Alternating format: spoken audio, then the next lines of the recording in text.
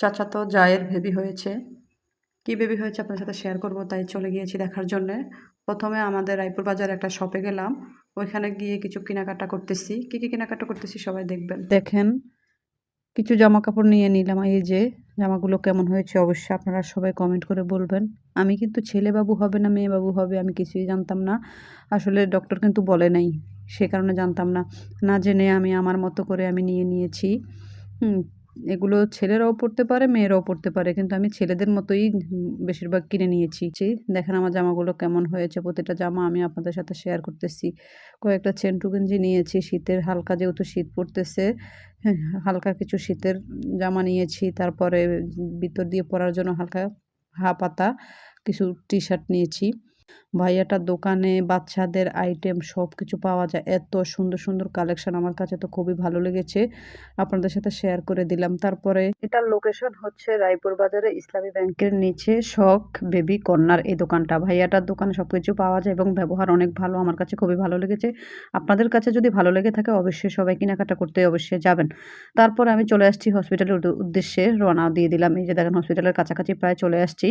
রায়পুর বাজার বাস স্ট্যান্ডের পাশেই মা ও শিশু এই হসপিটাল। এখানে আমাদের বেবিটা হয়েছে। তারপরে আস্তে, আস্তে আমি হসপিটালের ভিতরে প্রবেশ করতেছি আর আপনাদের সাথে একটু শেয়ার করতেছি। দেখেন প্রথমেই ঢুকতে কিন্তু রিসেপশন। রিসেপশনে অনেক লোকেরা কথাবার্তা বলতেছে।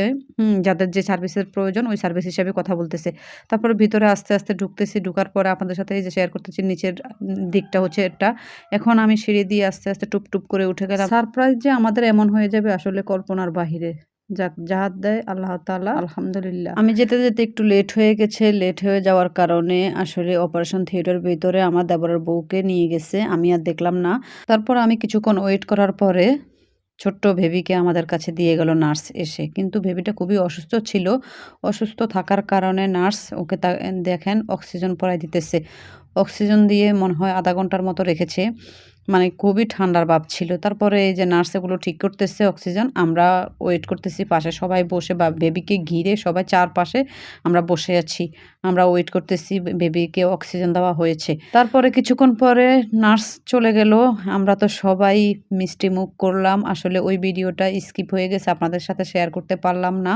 খুশির সংবাদ এসেছে আমাদের এই ফার্স্ট বেবি।